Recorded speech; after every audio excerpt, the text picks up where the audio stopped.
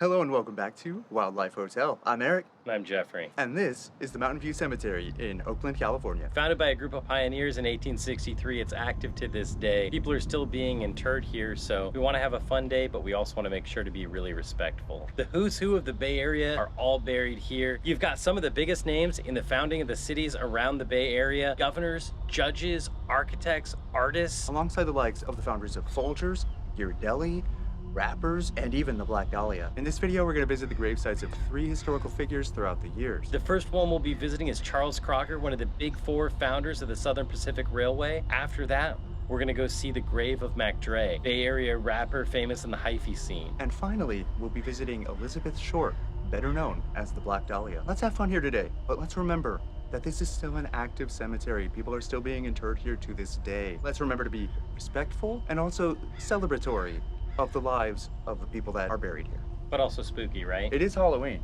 So we should get a little spooky. A little bit spooky. Respectfully spooky? Respectfully. Let's get respectfully spooky, everyone. That's my new band name. Respectfully spooky? Yeah. I think you're probably all right. I'd go see you at a bar. Yeah. Famous graves you would think might be easy to find, and some of them are. Charles Crocker wasn't hard to find at all, as he's buried in this monumental tomb on what's known here in Mountain View Cemetery as Millionaire's Row.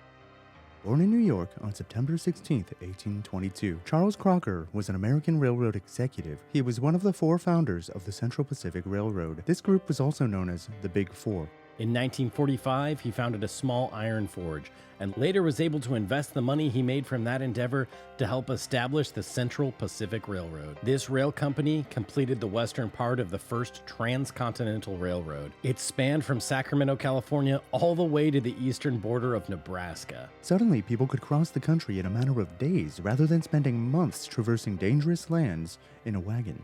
Rapid expansion soon followed, in large part due to the Central Pacific Railroad. Several sections of this railroad are still in use today, though much of it is now ruins. Maybe one day we'll have high-speed rails and trains again. Wishful thinking.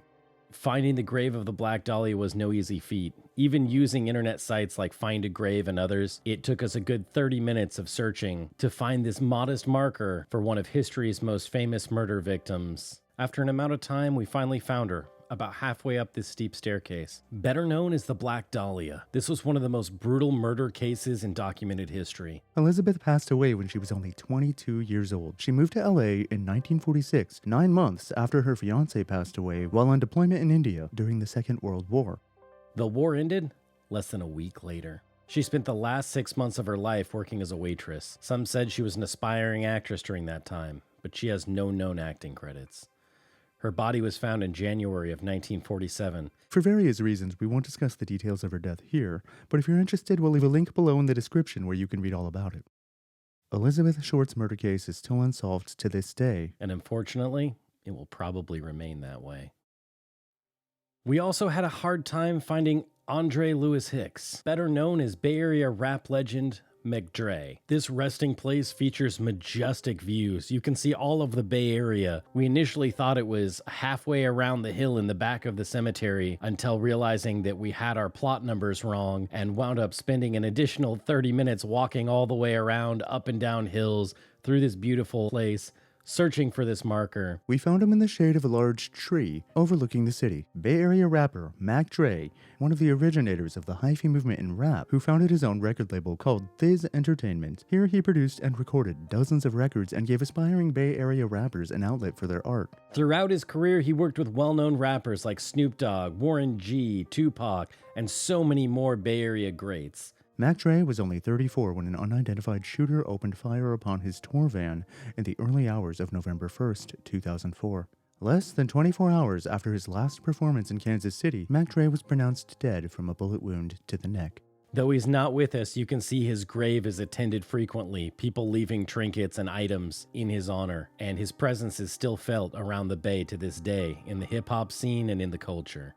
Well, it may be fun for us to visit the cemetery, see the graves of all these famous people. We need to remember that they all had lives, and they all left an impact on this earth. Under each one of these headstones lies the remains of a real human being, just like you or I. We want to celebrate their lives and their stories, their contributions, and we also want to get a little bit spooky. That'll do it for this video.